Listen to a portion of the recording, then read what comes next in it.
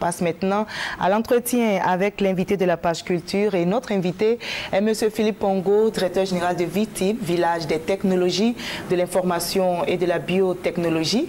Entrepreneur, inventeur et chercheur, Philippe Pongo a fait l'essentiel de sa carrière au Canada, d'où il a été sélectionné à l'issue d'un appel à candidature internationale. Passionné d'écriture, il vient de publier un livre, Terminal, et nous allons en parler. Bonsoir, Monsieur Pongo. Bonsoir, madame. Alors, vous rentrez au pays, vous décidez donc de rentrer. C'est pas facile hein, de rentrer au pays quand on a un job en or à l'étranger. Oh. Et c'est pourtant le choix que vous avez fait. Oui, absolument. Je crois qu'à un certain moment dans ma carrière est arrivé ce positionnement. Et puis, bon, après réflexion avec ma toute petite famille, je pense que le choix était évident. C'était le bon temps de rentrer. Et puis, bon, je suis rentré. D'accord. Alors, donc, vous venez de publier un ouvrage, Terminal. Oui. Nous allons en parler. Alors, Terminal est un ouvrage qui relate la vie d'un Africain qui s'est installé au Canada. Et il a voulu fuir, en fait, il a fui Toadi.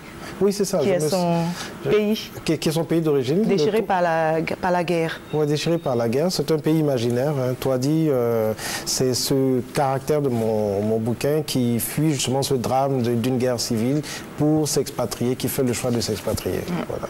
D'accord. Alors, à dessein, donc, vous comparez deux sociétés, la société africaine et la société occidentale. Oui, c'est un peu ça. À travers la vie du personnage principal qui est Jano Kwasi. Exactement. J'utilise le parcours de vie de ce personnage-là pour mettre en parallèle deux sociétés, chacune ayant ses pour et ses contre, ses avantages, ses inconvénients, pour montrer un peu les travers d'une société par rapport au plaisir, au bonheur qu'on peut expérimenter dans l'une ou l'autre de ces sociétés-là. D'accord. Donc on va voir un peu la vie de Jano Kwasi. Okay. Il s'installe au Canada et il termine sa vie dans une maisonnée. Oui. Apparemment une maison de retraite, mais là où on y va aussi pour mourir. Oui, sans vouloir justement livrer l'essentiel de la fin, en tout cas, de ce bouquin. En effet, j'ai voulu mettre en exergue un peu ces lois, certains vont dire avant-gardistes, d'autres vont dire un peu osées, en ce qui concerne justement la fin du parcours de vie. Ce caractère se retrouve dans un pays occidental, le Canada, et il vit seul. Et il se remémore justement cette Afrique où il a connu une vie associative assez bien remplie. Et tout le bouquin, en fait, se passe dans la tête de ce personnage-là, qui se demande, mais qu'est-ce que je fais là? J'ai commencé ici, j'ai terminé là-bas. Il était administrateur, hein? Oui, dans son pays d'origine, il avait un bon poste, il était bien, en tout cas, il vivait assez bien.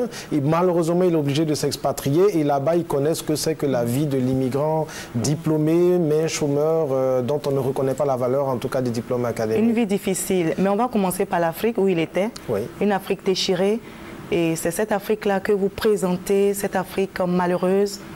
Oui et non, c'est-à-dire que je me sers un peu de l'histoire classique de certains de nos pays, en tout cas qui sont déchirés par des guerres civiles, pour m'en servir comme moteur un peu qui finalement propulse ce caractère-là dans cette histoire. Oui, je dépeins une Afrique à la fois riche et pauvre, riche de par ses matières premières, mais pauvre de par certains choix qui déchirant, en tout cas qui amènent certains de mes concitoyens, je dirais, à s'entrebouffer lorsqu'il est question de partager le moins de butin.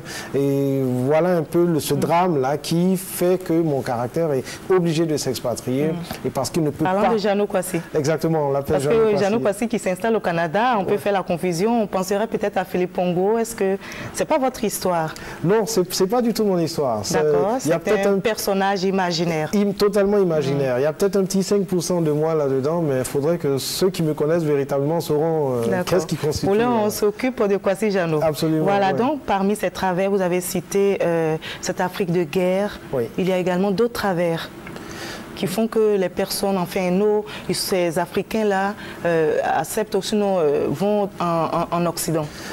Oui, bon, j'ai évité de tabler trop de la misère, l'économie et tout cela. Je me suis servi en fait de la guerre civile comme un argument.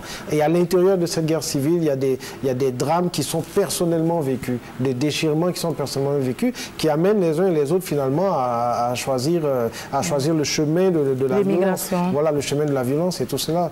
Donc c'est un peu tout cela que j'ai mis en chanson dans ce bouquin-là, pour justifier ce choix déchirant qu'on fait de vivre ailleurs, de se retrouver dans une société où on risque de se faire enterrer un jour quand on sera vieux, dans une terre qui est gelée 8 mois sur 12 et puis sous 50 cm de neige. Finalement, on dirait que le choix de Kwasi Jano n'était pas un bon choix, puisqu'il a été comme désillusionné.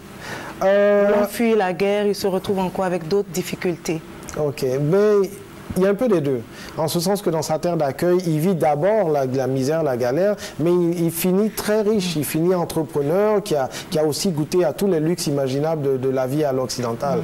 Et c'est un peu ça que je mets en parallèle ces deux mondes, l'Afrique et l'Occident, pour dire que dans le fond, qu'on soit ici ou qu'on soit là-bas, la nature humaine reste la même, les gens restent les mêmes, les expériences qu'on vit là-bas, on en vit aussi ici, elles sont différentes, mais il y a des drames partout. Il y a des drames partout. Parlant de l'Occident, quels sont ses travers? Bon, il y a certains chapitres où j'aborde des questions comme le mariage, le divorce, où je dis par exemple, c'est un drôle de pays, un pays où le mariage n'est pas, est un contrat en deux individus au lieu d'être une union de familles. Expliquez-nous clairement. En ce sens qu'il y a cette étape de la vie de mon caractère où justement il goûte temporairement à ce que c'est que le mariage et il en sort désillusionné. Et il dit même, il ne veut même plus se marier. Oui, il finit c'est un chapitre qui choque et qui va choquer plusieurs femmes. Oui, ça j'en suis sûr. Déjà, quelques lectrices me l'ont reproché parce qu'il finit ce chapitre en disant « Jamais, plus jamais, je laisserai une descendante d'Ève partager mon existence » pour dire qu'il a perdu tout goût de toute forme de concubinage. Et parce qu'il a vécu là-bas, c'est ce qu'il a vécu comme expérience qui lui fait dire ces choses. Mais qui lui fait dire ces choses. On a aussi le cas, tablons-nous sur la maisonnée, qui est un mouroir, est-ce qu'on peut le dire ainsi, si le mot vous me permettez? 4 semaines pour mourir. Il commence, le récit commence justement par l'arrivée de mon personnage. Il faut bien comprendre que cette histoire se situe en 2054. C'est un peu futuriste. Alors je me projette à une époque où les lois ont évolué d'une certaine manière en Occident. Et donc je me permets d'inventer un cadre en Occident où voilà, des personnes âgées peuvent terminer leur vie d'une certaine manière. Des choses qui sont... façon solitaire. Ce qui est différent de l'Afrique d'ailleurs. Ce qui est différent de l'Afrique. Et c'est juste là justement, il est dans une solitude, mais alors là, terrible. Et tout le bouquin, c'est quelqu'un qui parle, qui se parle à lui-même et qui dit « je vais laisser ce testament de ma vie ». Et il revient encore et encore sur ce passé, cette vie associative qu'il a connue. Dernier message donc. Monsieur Philippe Pongo, le message clair en comparant l'Occident à l'Afrique, qu'est-ce que vous voulez que vos lecteurs retiennent? D'abord 2 choses. Premièrement, la guerre étant stupide, je ne peux donc que déduire que ceux qui la désirent le sont aussi. Et deuxièmement, le monde, nous sommes différentes cultures juxtaposées ici sur cette terre, mais nous restons les mêmes. Et nos sociétés sont les mêmes. Fondamentalement, l'humain est le même, qu'il soit occidental ou qu'il soit africain. Et vous avez passé 20 années au Canada, donc vous avez de quoi dire à ceux qui sont encore là-bas qu'ils puissent revenir, comme vous d'ailleurs. Mais pourquoi pas, pourquoi pas. Je l'ai fait et je ne le regrette pas, ça c'est sûr. Et vous avez apporté à notre cher pays, la Côte d'Ivoire. Merci beaucoup, Monsieur Philippe Pongo, d'avoir été avec nous sur ce plateau. C'est moi qui vous remercie, madame. Merci à vous également de nous avoir suivis. C'est la fin de cette édition et vous l'avez compris, l'édition a été préparée par l'ensemble de la rédaction et supervisée par Hugues Hervé Blé. Merci à toute l'équipe de réalisation et à vous tous qui nous suivez à travers le monde. À 23h, Hamza Diaby prendra le relais pour un nouveau journal.